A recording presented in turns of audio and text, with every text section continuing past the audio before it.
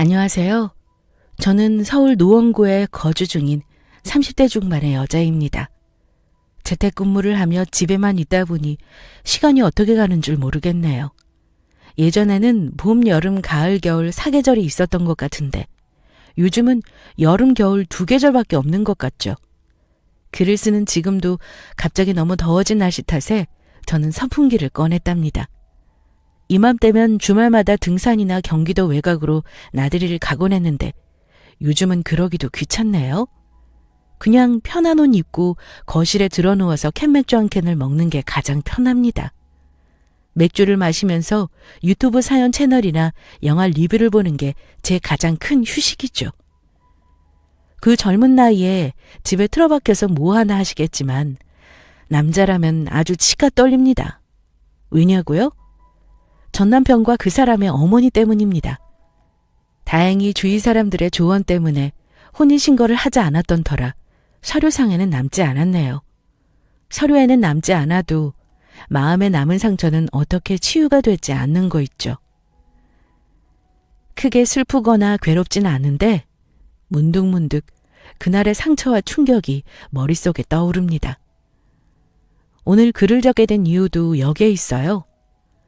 이렇게 글로라도 이야기를 하고 나면 꽤 많이 털어낼 수 있을 것 같아서입니다. 편한 친구들이라 생각하고 제 이야기를 있는 그대로 털어놓을게요. 잘 들어주세요. 짧고도 강렬했던 제 결혼 생활을 들려드리겠습니다. 저는 2년 전 동갑내기 남자와 함께 2년간의 열애 끝에 결혼을 하였어요. 남편은 IT 계열 대기업에 종사, 저는 디자인업계 대기업에 종사하고 있었죠. 함께 있을 때면 꽤나 즐거웠고 편안한 사람이었기에 이 사람이다 라는 생각으로 결혼을 하였습니다. 부담 갖지 말고 우리 막내딸 시집 가는데 이 정도는 해줄 생각이었어. 제가 너무 죄송스러워서. 어이구 죄송스럽긴. 성민이 너는 우리 소연이랑 잘 살 생각만 해. 딸 부잣집에 아들 들어왔다고 생각하고 알았지? 우리 잘 지내보자 최서방. 네 감사합니다. 장인어른 장모님 저 소연이랑 잘 살게요. 앞으로 잘 사는 모습만 보여드리겠습니다. 저희 신혼집은 친정부모님이 해주셨어요. 누가 집을 하든 누가 혼수를 하든 그런 건 저나 저희 부모님이나 개의치 않아 했어요. 두 사람이 잘 살기만 하면 된다 라는 생각뿐이었죠. 사실 반반이라도 하면 좋았겠지만 남편이 돈을 많이 모으지 못한 상태였어요. 시댁 형편이 좋지 않았던 게 가장 큰 이유였죠. 아버지가 나 초등학교 때 돌아가셔서 엄마랑 나 둘이서 계속 살았어. 그래서 그런가 나는 소연이 내가 참 부럽기도 하고 괜히 우리 집이 창피하기도 하고. 에이 그런 게 어딨어. 자기가 이렇게 잘 큰 게 누구 덕이야? 다 어머니가 잘 키워주셔서 그런 거 아니야? 그런 생각 하지 마. 남편은 식구가 단출했어요. 시어머니와 남편 단 둘뿐이었죠. 남편의 집안 형편을 몰랐던 건 아니었습니다. 소연아, 결혼하기 전에 너한테 솔직히 얘기하는 게 좋을 것 같아서. 본격적으로 결혼 준비를 하기 전 남편은 제게 자신의 모든 상황이나 형편을 솔직히 얘기하는 게 좋을 것 같다며 입을 열었습니다. 남편은 저를 만나기 전부터 자기가 버는 돈 절반 이상을 홀어머니가 거주하실 집을 마련하기 위해 모으고 있다고 했어요. 그래서 내가 지금 가진 돈이 얼마 없어. 소연이 너한테 미리 말을 해야 할 것 같아서. 뭐야, 그게 뭐 얼마나 문제라고. 잘했네. 응? 너 진짜 괜찮아? 응, 진짜 괜찮아. 잘했어. 어머니 집 지어드리는 거 잘하는 거라고 생각하는데? 잘했어. 돈이야 앞으로 살면서 우리가 같이 모으면 되는 거지. 시어머니가 거주하실 수 있는 집을 짓는 거, 그거 정말 잘된 일이라고 생각했어요. 속물이라고 하실지 모르지만 사실 제 입장에서는 홀어머니를 모시고 있는 남편과의 결혼이 부담스러웠거든요. 남편이 저와 지내면 시어머니는 혼자 계셔야 할 텐데 연애 당시만 해도 남편이 효자라는 걸 알고 있었거든요. 그래서 혹시나 결혼하고 나서도 시어머니를 모시고 살아야 하는 건 아닌가 한편으로 계속 걱정하고 있었기 때문입니다. 30여 년을 남남으로 살아온 시어머니와 갑자기 한 지붕 아래 같이 산다는 게 괜히 부담스러웠었거든요. 그래서 남편에게 이야기를 듣고 난 후 오히려 마음은 가벼워졌었습니다. 처음에 시어머니와 저는 사이가 좋았습니다. 물론 결혼 전까지만이었지만요. 소연아, 내가 60대 아줌마여도 마음만큼은 청춘인 거 알지? 나는 너희 둘이 사는 거에 관여할 생각 전혀 없어. 시어머니를 제대로 알기 전까지 저는 그분이 참 신세대 마인드를 갖고 계신 분이라고 생각했습니다. 당시에는 정말 그러셨어요. 괜히 격식 차리지 말자면서 같이 식사하는 자리도 한 번 정도? 상견례까지 포함하면 한두 번 정도 되었던 것 같아요. 굳이 큰일 있지 않은 이상 가끔 안부나무고 지내자고 했죠. 오히려 시어머니가 그렇게 나오니 괜히 제가 더 자주 연락하고 찾아뵈려 했었네요. 참 좋은 시어머니 만났다라며 친구들도 저를 부러워했습니다. 하지만 그건 정말 딱 결혼 전까지만이었어요. 저도 저와 시어머니가 그렇게까지 서로를 미워하게 될 줄은 생각도 못했습니다. 엄마, 우리 잘 도착했어요. 응, 그럼 엄청 좋지. 어머니셔? 나도 바꿔줘. 여느 신혼부부와 다름없이 결혼식을 마치고 공항에 내리자마자 양가 부모님들과 전화를 드리는 게 첫 순서였습니다. 저희 친정 부모님께는 전화를 먼저 드린 상태였기에 뒤이어 시어머니께도 연락을 드렸죠. 소연이니? 오늘 고생 많았을 텐데 거기 있는 동안 실컷 재미있게 놀다 와. 예, 그럼요. 어머니도 오늘 너무 고생 많으셨어요. 저희만 놀러와서 어떡해요. 아이고 됐어. 이놈의 코로나 때문에 신혼여행 제주도로 간 게 아쉽다. 아유, 요즘 젊은 애들 참 불쌍해. 아무튼 가서 신나게 놀다 와라. 집 걱정은 하지 말고. 집 걱정은 하지 말라는 저 말을 저 당시에는 귀담아 듣지 않았습니다. 아니, 귀에 잘 들리지도 않았어요. 그냥 인사치레로 하시는 말씀이겠거니 했습니다. 코로나 때문에 국내에서 보낸 신혼여행이었지만 그날의 제주도는 참 아름다웠어요. 지금도 그때의 제주도가 제 인생에서 가장 아름다운 제주도였습니다. 개떡같이 헤어졌어도 추억은 추억이니까요. 무튼 그렇게 일주일가량의 신혼여행을 즐기고 저와 남편의 보금자리로 첫 발을 내딛는 그날이었습니다. 결혼을 하신 분들은 공감하시려나요? 사랑하는 사람과의 첫 보금자리는 정말 큰 의미를 담고 있었습니다. 내 부모님 외에 온전히 나를 사랑해 주시는 사람과 내가 처음으로 함께 시작하는 공간이니 말이에요. 신발장부터 집안 곳곳의 작은 인테리어 하나하나까지 정성을 들인 우리의 집이었습니다. 그런 집에 함께 들어서는 순간이 얼마나 긴장되고 설레었는 줄 몰라요.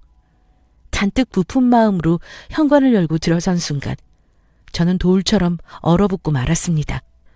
어머, 연락이라도 좀 하지. 그럼 집 좀 치워놨을 텐데.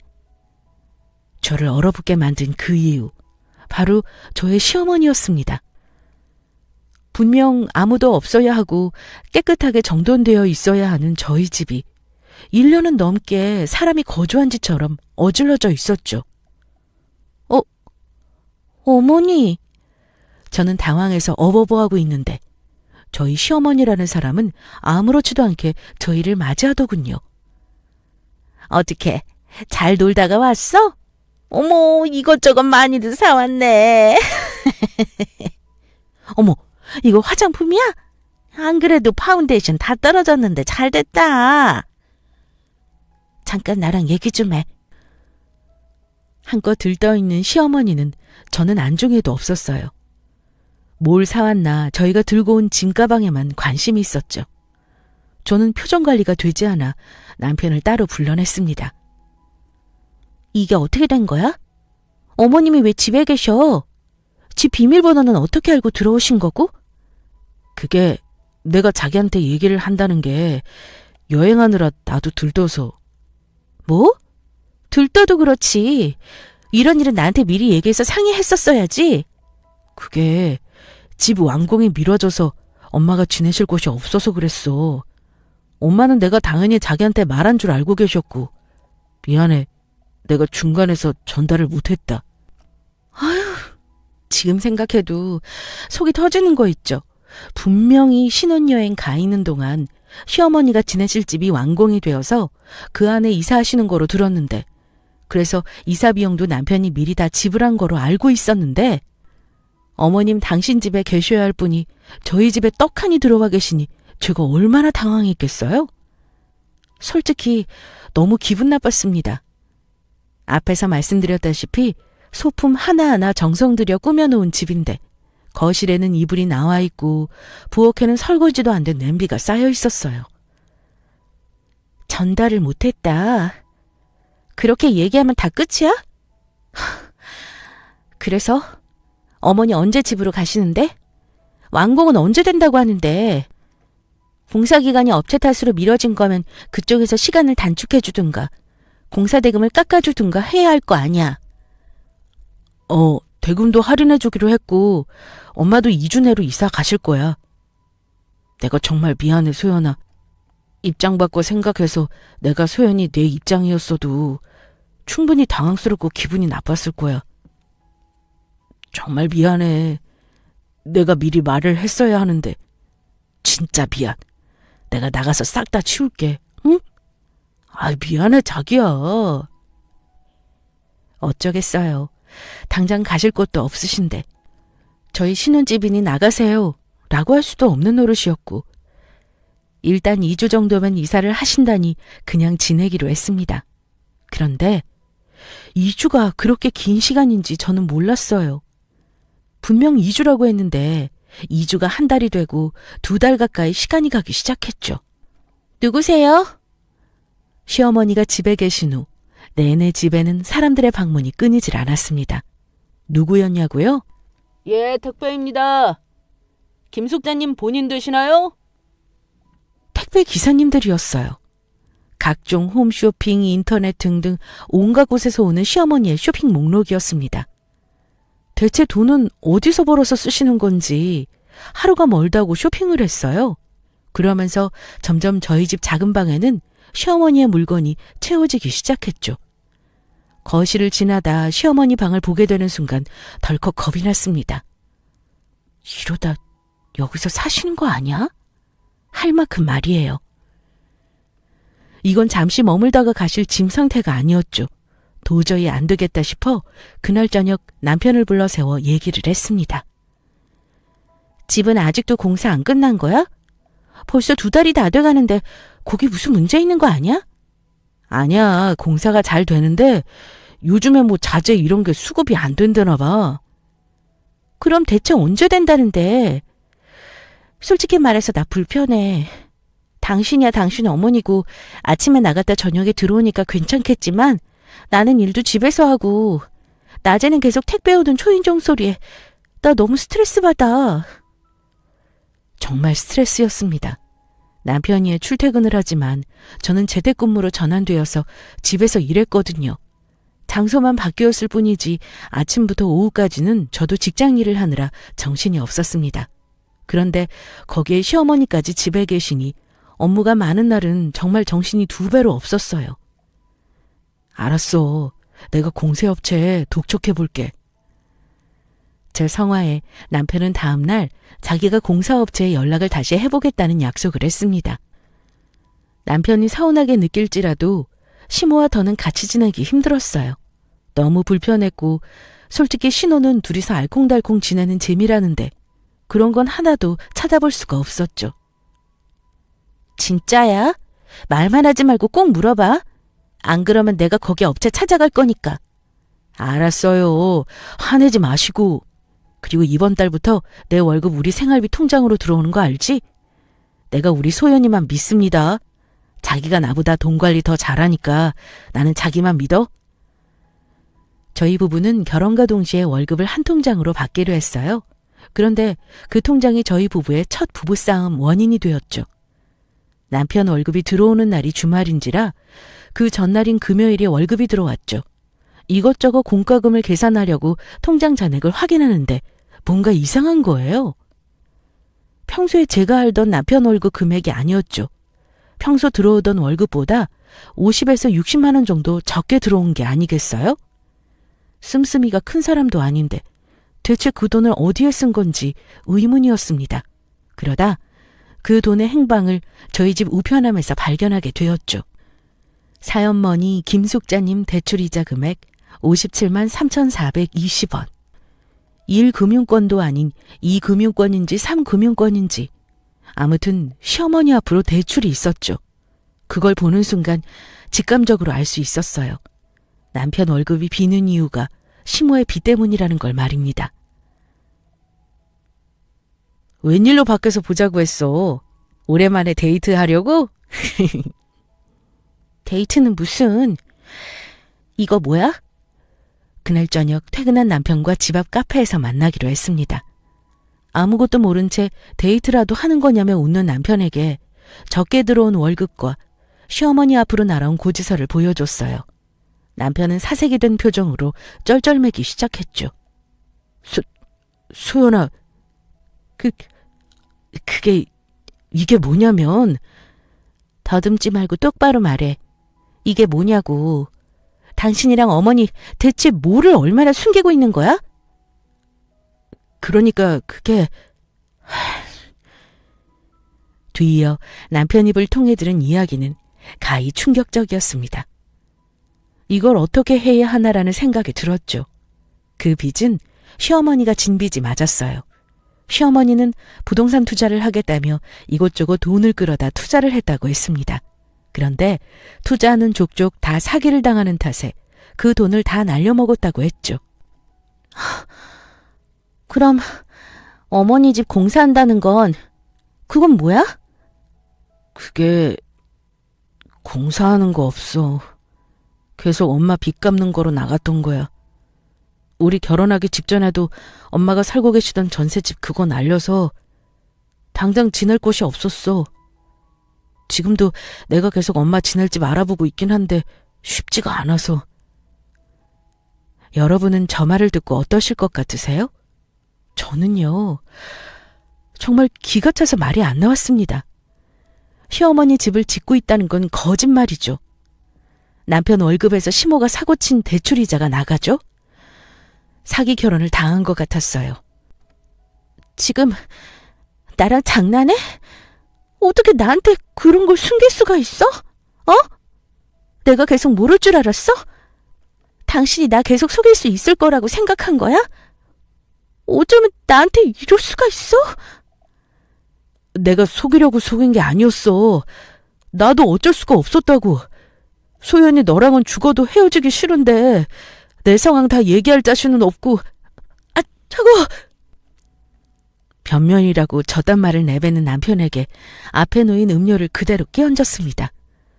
돈이 얼마나 나가고 이런 걸 떠나서 남편이 저를 속였다는 사실에 눈물이 말도 안 되게 쏟아져 나왔습니다. 시어머니와 지내면서 제가 받아온 스트레스가 떠올라 참을 수 없었죠. 차라리 솔직히 말을 하던가. 내가 그동안 너희 엄마 때문에 얼마나 힘들었는 줄 알아? 네, 겨우 2달이었지만 저는 시어머니와 지내면서 말도 안 되는 일을 많이 겪었습니다. 시집살이라면 시집살이라고 할 수 있겠네요. 저의 시어머니인가라는 사람은 SNS에 미쳐 있었습니다. 인스타그램은 물론이고 카카오 스토리 같은 소셜 커뮤니티에 미쳐 있었죠. 미칠 거면 자기 혼자 거기에 미치던가. 저까지 끌어들였습니다. 재택근무를 하다 점심시간이 다가오면 어김없이 시모는 제게 카톡을 보냈어요. SNS에 올라와 있을 법한 예쁘게 세팅된 양식 요리를 말입니다. 예, 너 조금 있으면 점심시간이지? 우리 이거 똑같이 해먹자. 제가 오전 근무만 하고 끝나는 것도 아니고 고작 1시간 남짓 주어진 점심시간에 시모의 상화에 못 이겨 파스타며 무슨 치즈 샐러드 등등 꿀맛 같은 휴식시간을 시모 SNS 업로드용 음식을 만들어주느라 허비했어요. 어머니, 저 조금 있으면 다시 업무해야 돼요. 어머니 혼자 드시던가 아니면 주말에 같이 해먹어요. 네? 아니, 그건 뭐 얼마나 힘들다고 너는 생색이야? 이 갖고 그냥 면 몇 분 삶고 소스에 볶고 세팅만 예쁘게 하면 되겠구먼. 참네. 말은 쉽죠. 요리만 딱 해서 먹는 거면 저도 얼마든지 좋아요. 오히려 한식보다 양식이 더 쉬워서 해먹기도 편합니다. 그런데 문제는 시어머니가 먹는 것에서 끝나지 않는다는 게 문제였죠. 이 접시에는 노란색 테이블볼을 깔아야 한다. 어디 없냐. 포크가 좀 더 기울어져 있어야 한다. 앞치마 좀 예쁜 거 없냐. 사진에 영 없어 보이게 나온다. 먹으려고 음식하는 게 아니라 보여주려고 했다니까요. 저렇게 해놓고 자기 SNS에 뭐라고 올리는 줄 아세요? 울 며느리를 위해 오늘도 만난 요리. 나는 우리 며느리 손에 물 한 방울 안 묻혀야지. 신세대 시어머니가 됩시다, 여러분. 가증스럽죠. 제가 한 걸 마치 시어머니 당신이 저를 위해 해준 것 마냥 올렸습니다. 그래도 저건 약과였어요. 어머니, 자꾸 이런 거 주우시지 말라니까요. 저희 집에 이런 거 두고 싶지 않아요. 얘는? 소연아, 너 옛날 같았으면 상상도 못할 일이야. 이거 보기에 멀쩡하고만 뭐 잘못된 거라고 집안에 못 둔다는 거야, 정말?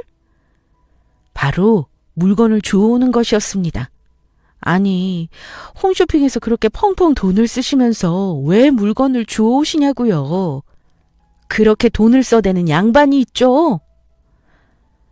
시모가 주워온 물건을 버릴라 치면 아낄 줄 모른다는 둥 저런 소리를 해댔습니다.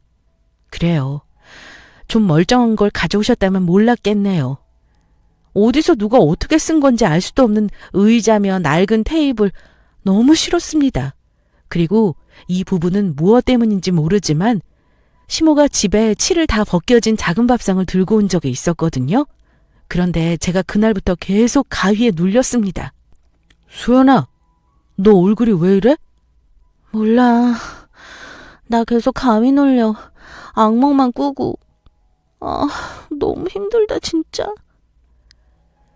일주일가량을 넘게 가위의 악몽에 시달렸어요. 제 얘기를 들은 친정엄마는 노발대발 난리치셨죠. 왜 누가 쓴 건 줄도 모르는 물건을 집에 들여놓냐고 말이에요. 당장 갖다 버리라며 난리를 치셨죠. 내가 못 버리겠으면 내가 가서 버려주겠다고 말입니다. 친정엄마의 말을 듣고 저도 그 밥상 때문일지도 모른다는 생각에 그걸 그 길로 밖에 내다 버렸어요.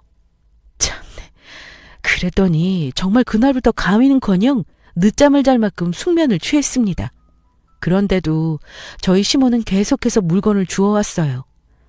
이건 안 되겠다 싶어 저도 머리를 썼죠. 눈에는 눈, 이에는 이 아니겠습니까? 시모가 물건을 주워올 때마다 저도 시모가 새로 주문한 홈쇼핑 물품들을 그대로 처분했습니다. 버렸을 리가요. 중고마켓에 팔았어요. 예, 너 그걸 네가 왜 갖고 나가? 아, 이거요? 이거 중고거래 때문에요. 하루는 시모가 새로 주문한 화장품 세트를 중고거래하러 나가는 날이었어요. 그날도 시모는 어김없이 이상한 물건을 주워왔고요. 시모는 왜 자기 물건들을 내 마음대로 갖다 버리냐며 제게 화를 냈습니다. 얘 아주 웃기는 애네. 아니 내 물건을 왜 네 마음대로 갖다 버려? 이리 내놔. 어머? 이리 안 내놔? 그러는 어머님은 왜 제 집에 어머니 마음대로 주워온 물건을 두세요? 제가 분명히 싫다고 여러 번 말씀드렸는데? 내가 너랑 같아? 얘가 아주 웃기고 있어. 빨리 안 내놔? 다를 건 또 뭐예요? 저도 이 정도 참은 거면 많이 참은 거예요. 어머니가 계속 주워오시면 저도 계속 어머니 물건 갖다 팔 거예요. 아무튼 이거 거래 약속한 거라 저 지금 나가봐야 해요. 그러니까 앞으로도 어머니 물건 팔리는 거 보고 싶지 않으시면 어머니도 그만 주워오세요. 아니 뭐 저런 게 다 있어. 야! 별 수 있나요? 제가 무슨 보살도 아니고 저도 저희 집에 자기 마음대로 물건 갖다 놓는 거 싫었습니다. 아무리 말을 해도 못 알아들으시니 어쩌겠어요? 행동으로 보여줘야죠. 그렇게 몇 차례 중고거래가 있고 나서야 시어머니는 물건을 주워오는 걸 멈췄습니다. 하지만 이렇게 해프닝이 끝나면 고부 갈등이 아니겠죠? 제발 그만 멈춰줬으면 좋으련만 저희 시어머니의 막무가내 행동은 도를 넘어서기 시작했어요. 고부 갈등의 정점을 찍은 그 문제는 바로 술이었습니다. 술이요. 제가 시모의 그 술사랑 때문에 얼마나 힘들었는 줄 몰라요. 어머니, 어디 가세요? 나 모임 있잖아. 이따 보자. 참네. 무슨 놈의 모임이 그렇게나 많은지. 저와 남편이 주 5일 근무를 하는 것처럼 시어머니는 주 5일 모임을 나갔습니다.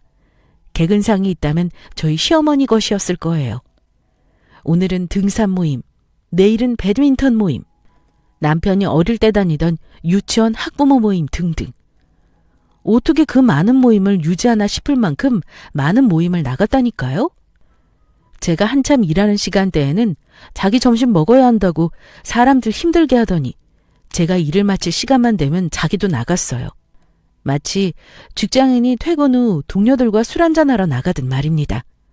나가서 사회활동 하시는 거 좋다 이거예요. 얼마나 좋아요.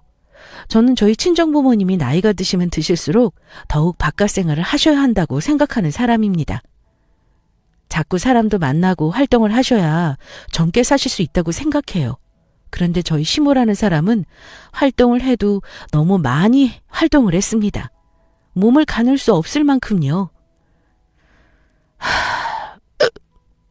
문 열어라. 문! 모임을 나간다고 멀쩡하게 두 발로 걸어 나가고서는 들어올 때는 개발 세 발로 들어오는 게 일상이었어요. 그것도 늦은 시간에 말입니다. 평소에 다른 일이 없으면 남편이 시모를 태우러 갔죠. 그것도 정말 마음에 안 들었지만 말이에요. 아무튼 그래도 남편이 서울에 있을 때는 그나마 다행이었습니다. 어머니, 어디시라고요? 저 여기 삼겹살집 횡단보도 앞이에요. 문제는 남편이 출장이라도 가 있거나 야근을 할 때였어요. 남편이 나가지 못하는 상황이 되면 결국은 제가 모시러 가야 했죠. 문제의 그날은 제가 새로 맡은 프로젝트 때문에 스트레스가 심했던 때였어요. 그래서인지 생리불순까지 생겼었죠. 여러모로 몸도 마음도 안 좋은 때였습니다. 가는 날이 장날이라고 하필 그날 남편도 야근 때문에 회사에 묶여 있었죠. 여보세요? 예, 소연아. 여기 7080인데 나 좀 데리러 와라. 다들 짠! 여보세요? 어머니, 제가 몸이 안 좋아서요. 어머니! 라이브 노래방에서 잔뜩 신이 난 시어머니는 제게 전화를 걸어왔어요. 술에 잔뜩 취해 혀가 잔뜩 꼬부라진 상태로 말입니다. 몸이 많이 안 좋은 건 아니었지만 이런저런 일로 스트레스가 많았던 터라 시어머니를 데리러 가는 그 길이 너무 괴로웠어요. 간신히 마음을 추스르고 약속한 장소인 그 노래방 앞에 차를 정차해두고 있었죠. 10분이 지나도 20분이 지나도 시어머니는 나타나지 않았습니다.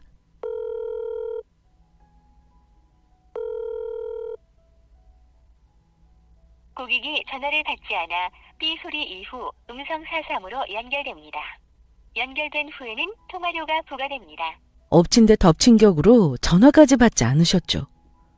저도 기다릴 만큼 기다렸는데 우선은 남편한테 전화를 걸었어요. 난데 어머니 모시러 왔는데 20분이 넘도록 나타나지도 않으시고 가게에도 안 계셔. 전화도 안 받으시고. 그래? 그럼 뭐 어쩔 수 없지. 자기가 피곤한데 고생했다. 일단 집으로 가 있어. 소연이 너 요즘 몸도 안 좋은데 미안해. 남편도 저렇게 얘기하고 저도 언제까지 기다릴 수 없어서 마지막으로 그 동네 한 바퀴 비행 돌며 시어머니가 어디 있나 둘러보고 집으로 돌아왔어요. 그렇게 얼마나 지났을까요? 집 밖에서 자동차 경보음과 함께 고함 소리가 들렸습니다. 아시죠? 차에서 나는 삐삐거리는 경보음 말이에요. 밖에서 누가 싸우나 보다 하고 그냥 무시하고 있었는데 이내 저희 집 인터폰이 울렸습니다. 예, 여기 경비실인데요. 시어머니가 인사불성이신데 아유, 이거 다 늦은 시간에 다른 주민들한테 시끄럽다고 민원 들어와요. 아유, 얼른 내려와서 모셔가세요. 예? 세상에, 그 고함 소리에다가 자동차 경보음을 만든 범인이 바로 저희 시어머니였습니다. 잠옷바람에 가디건 하나 걸치고 부랴부랴 내려갔어요. 아직도 그때 생각만 하면 얼굴이 낯뜨거워집니다. 아주 요즘 것들은 말이야. 어른을 공경할 줄 몰라, 어른을. 아니, 내가 좀 데리러 오라니까 그걸 아나? 아주 세상 잘 돌아간다. 잘 돌아가. 부모가 없었으면 자기네들이 있었겠어? 응? 저렇게 고래고래 소리를 지르면서 제 차 앞바퀴를 마구 발로 차고 계신 거 아니겠어요? 이미 몇몇의 동네 사람들은 웅성거리며 그런 시모를 멀찌감미서 구경하고 있고 경비 아저씨는 잔뜩 화가 나셔서 시모를 붙잡고 있었습니다. 불이 나게 뛰어갔어요. 얼마나 민폐예요, 그게. 어머니! 죄송해요, 아저씨. 아유, 얼른 모시고 들어가요. 한참을 이러고 계셨어요. 네, 죄송합니다. 어머니, 저희 들어가요. 술을 왜 이렇게 드셨어요? 이건 아잉. 어디서 그런 힘이 나오는 건지 시모는 제 팔을 휙 하고 뿌리쳤어요. 그 힘에 제가 휘청일 정도였습니다. 시모는 저를 죽일 듯이 노려보며 소리쳤어요. 너 말이야. 내가 좀 데리러 오라니까 그거를 안 오니? 응? 모시러 갔는데 어머니 전화도 안 받으시고 가게에도 안 계셨잖아요. 그러면 네가 그 동네를 돌아서 내가 있는 곳을 찾아왔으면 되는 거 아냐? 네가 나 무시하는 거 모를 줄 알아? 말로만 왔다고 하고서 안 왔을지 내가 어떻게 알아? 어떻게 하냐고? 대화가 안 통했습니다. 시모는 계속해서 저런 말을 해댔어요. 심지어 동네 사람들한테 제 험담을 해댔습니다. 아니, 저기요들, 내 말 좀 들어봐요. 얘가 내 며느리인데 얘가 자기 돈 좀 번다고 얼마나 셔미를 무시하는 줄 몰라요. 대기업 다녀서 좋겠다 그래. 응? 너만 대기업 다니냐? 내 아들도 대기업 다녀 이거사. 뭐 대충 저런 내용이었네요. 경비 아저씨가 말려도 말을 듣질 않고 움직일 생각도 안 하셨죠. 저도 화가 날 대로 나 있는 상태였습니다. 어머니, 안 들어가실 거예요? 그래, 안 들어가. 그럼 들어오지 마세요. 저는 들어갈게요. 그 사람 올 때까지 여기서 계속 이렇게 계시든가 알아서 하세요. 아이고, 새댁! 고집불통의 시모를 달래고 싶지도 않았어요. 아나무인으로 행동을 하는데 저도 너무 버거웠습니다. 집으로 돌아가는 저를 동네 아주머니가 말리셨죠. 술에 취해서 그러신 것 같으니 일단 달래서 들어가라고요. 도와주신다면서 말입니다. 대체 이게 무슨 개망신인 건지 눈물이 날 것 같았어요. 그때 마침 야근을 마치고 돌아오던 남편이 저와 시어머니를 발견했죠. 남편이 오고 나서야 겨우 상황을 정리할 수 있었습니다.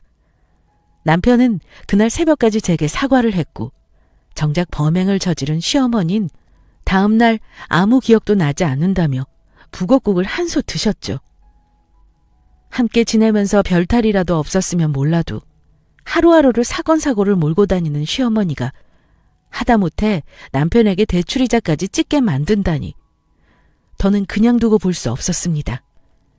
남편에게서 시모의 빚과 남편이 제게 한 거짓말을 알게 된 그날 저는 카페를 먼저 나와 집으로 곧장 향했어요. 남편은 정신없이 저를 뒤쫓아왔죠. 집에 들어서자마자 저는 곧장 안방으로 들어갔습니다. 그 상태에서 시모를 마주했다가는 무슨 일을 벌여도 벌일 것 같았거든요. 차마 친정 부모한테는 말도 못하겠고 이게 무슨 일인 건지 흔히들 말하는 사기 결혼을 당한 것만 같아서 감당되질 않았어요. 이걸 어디서 어디까지 받아들여야 하는 건지 못 받아들이면 내가 이상한 사람이 되는 건지 혼란스러울 따름이었죠. 그렇게 혼자 괴로워하던 그때 뒤이어 남편이 방 안으로 들어왔습니다. 남편은 그대로 무릎을 털썩 꿇은 채 제게 빌기 시작했어요. 소연아, 내가 속이려고 속인 건 아니었어. 정말 미안해. 사실대로 얘기하면 소연 네가 나랑 결혼 안 한다고 할까봐, 너랑 헤어지게 될까봐 그랬어. 정말 미안해. 손이 발이 되도록 싹싹 비는데 아휴, 그걸 지켜보는 것도 말 못할 노릇이더라고요. 쉽사리 말을 할 수가 없었던 저는 한동안 침묵을 유지했습니다.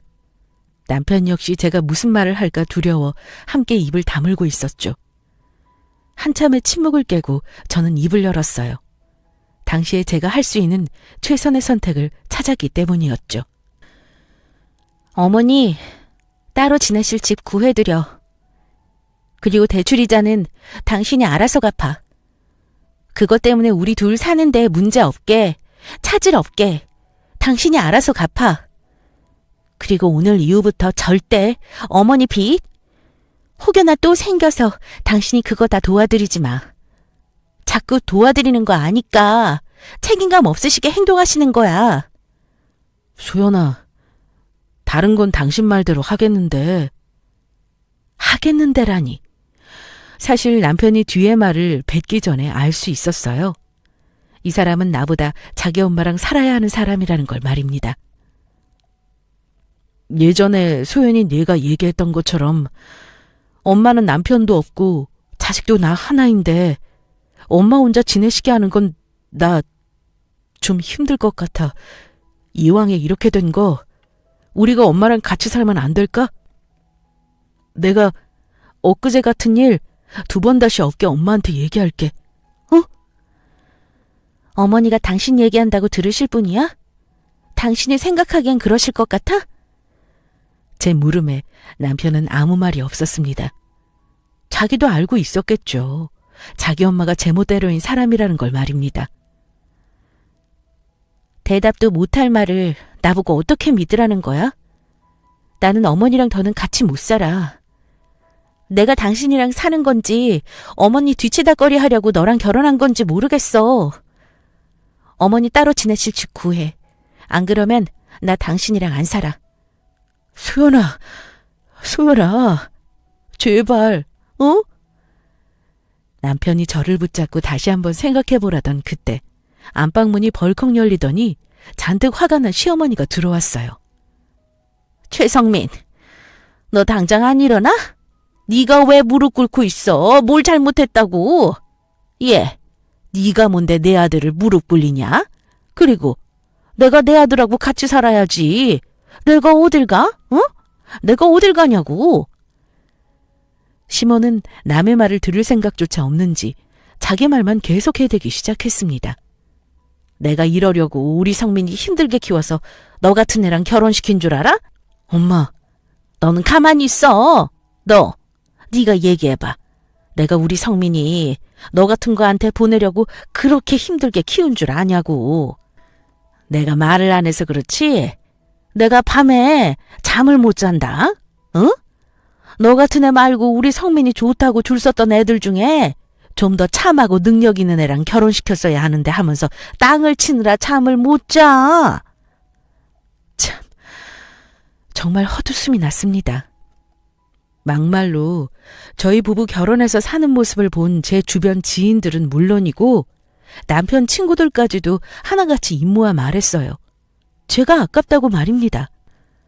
혼수며 집이며 다 저희 집에서 했고 회사 내에서 직급도 제가 남편보다 더 높았어요.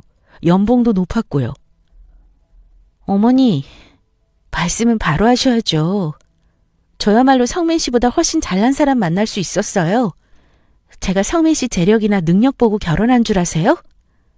어이구, 말은 잘하지. 그래, 어디 한번 떠들어봐. 그 잘난 대학 나오신 우리 며느님 얼마나 얘기 잘하나 들어보게. 이게 아주 오냐오냐 해주니까 말이야. 어른 무서운 줄 모르고 따박따박 말대꾸야. 시몬은 계속해서 저에게 우리 아들은 너 같은 거보다 훨씬 조건 좋은 여자를 만날 수 있었다는 둥 말도 안 되는 소리를 늘어놓았습니다. 남편은 뭐 하고 있었는 줄 아세요? 그 자식 자기 엄마 말에 동의라도 하는 건지 방금 전까지만 해도 제게 싹싹 빌던 인간이 팔짱을 낀 채 저를 노려보고 있었습니다. 야, 이소연, 너 정말 너무 심한 거 아니야? 막말로 내가 그 정도까지 사과했으면 너도 좀 같이 숙이고 들어와줘야지. 어떻게 매번 그렇게 다 네가 이겨야 한다는 태도야? 어? 나도 힘들었어. 너랑 엄마 가운데 껴서 너 기분 맞추고 엄마 기분 맞추고 나도 힘들었다고. 너 엄마가 뭐라 그랬어? 다시 한번 생각해보라고 했었지? 아휴, 내 팔자야. 하나밖에 없는 아들놈이 결혼 한번 잘못해서 인생 제대로 꼬였네, 꼬였어. 엄마, 그만 울어 좀. 가관이었어요. 아주 둘이서 서로 부둥켜안고 꺼이꺼이 울고 있는데 제가 그 두 사람 사이에 낀 이방인 같더라고요. 한참을 바라보는데 정신이 번쩍 들었습니다. 이대로 계속 살았다간 내 인생 말아먹겠구나 하고 말이에요. 무엇보다 남편은 저랑 결혼할 준비가 되어 있지 않은 사람이라는 걸 깨달았죠. 그냥 자기 엄마랑 둘이 살았어야 하는 인간인데 남들 하는 결혼 자기도 해야 할 것 같으니 한 것 같았죠. 그런 사람이라면 저도 미련 없었어요. 저는 아무 말 없이 용달 트럭을 불렀습니다. 마침 바로 와줄 수 있는 분이 계시더라고요. 네, 기사님. 여기 1401호예요. 네. 오셔서 저희 호수 말씀하시고 방문 촬영이라고 하시면 돼요. 네, 이따 뵙겠습니다. 당신 지금 뭐 하는 거야? 누가 오는데? 제 행동에 남편과 시모는 당황한 듯 했습니다. 저는 대꾸조차 하지 않은 채 그대로 남편과 시모짐을 싹 빼기 시작했어요. 당신 지금 뭐 하는 거냐니까? 너랑 너희 엄마 짐 챙기지. 안 보여? 그러니까 짐을 왜 끄집어내냐고. 얘가 너 지금 어른 앞에서 뭐 하는 거야? 응? 눈치가 없는 건지 아니면 알아서 상황을 무마시키려 하는 건지 두 모자는 대체 무슨 상황인지 모르겠다는 태도를 보였죠. 됐어. 우리 혼인신고도 안 했잖아? 그냥 여기서 헤어지자. 나는 너희 엄마랑 못 살겠고 너는 너희 엄마 없으면 못 살겠다며. 그러니까 나만 빠지면 너랑 너희 엄마 둘이 행복하게 살 수 있을 거 아니야? 그러니까 헤어지자고. 용달 아저씨 30분 정도 뒤에 오신다니까 그때까지 이 짐 들고 1층으로 내려가. 그제야 상황이 안 좋은 걸 알게 된 남편은 또다시 제게 빌기 시작했습니다. 소연아, 지금 너 너무 감정적인 것 같아. 응? 일단 오늘은 이쯤에서 하고 내일 다시 얘기하자. 내가 엄마 집 따로 알아볼게. 응? 어머, 너 지금 무슨 소리 하는 거야? 아, 엄마 좀... 소연아, 응? 하지만 이미 늦었죠. 저는 눈 하나 깜짝 안 하고 남편과 시모의 짐을 그대로 1층으로 옮겼습니다. 용달 아저씨가 도와주셔서 금세 짐을 실을 수 있었죠. 아, 안 갈 거예요? 출발할 시간이 되었는데도 남편과 시모는 꼼짝할 생각을 안 했죠. 얘, 너 이러는 거 후회한다? 어? 일단 성민이 얘 말대로 우리 내일 다시 얘기하자. 응? 그래, 소연아. 응? 제발. 너 갑자기 왜 이래? 뭐가 갑자기야? 내가 갑자기 이랬어? 내가 미친년도 아니고 무슨 갑자기라는 거야? 내가 너한테 몇 번 얘기도 하고 신호도 줬지? 적당히 좀 하라고? 그거 무시한 거 너랑 너희 엄마야. 어차피 혼인신고도 안 했으니까 서로 서류에도 안 남아. 친척들한테 좀 창피한 거 빼고는 없으니까 여기서 끝내자. 지금 안 나가면 나 경찰에 신고할 거야. 여기 우리 집인 거 알지? 가택 침입죄로 신고해줄까? 그럴까요, 어머니? 소연아. 빨리 나가. 나 이거 통화 버튼 누르기 전에. 남편과 시어머니는 그제야 삐질거리며 집 밖으로 나갔습니다. 제가 핸드폰에 눌러놓은 112 화면을 보여줬거든요. 그 후로 저희는 헤어졌어요. 참 허무하죠? 그 사람이랑 연애를 시작하고 설레는 마음으로 함께 결혼 준비를 하고 그 모든 과정이 행복했고 설렜는데 헤어지는 건 한순간이더군요. 그렇게 말도 안 되게 남남이 되었습니다. 그때 질려서인지 지금은 남자를 갖다 준다고 해도 만나고 싶지가 않네요. 지금은 그냥 이렇게 저 혼자 제 일 하면서 가끔 친구들 만나 한강이나 가고 하는 게 제일 행복합니다. 개인적인 소망이지만 제 전남편이 결혼을 안 했으면 좋겠네요. 괜히 남의 귀한 집 딸들 인생 망칠까봐 말입니다. 이렇게 얘기 적고 나니 기분이 훨씬 좋아졌어요. 그럼 이만 길고도 길었던 오늘의 이야기를 마무리하겠습니다. 모두들 안녕!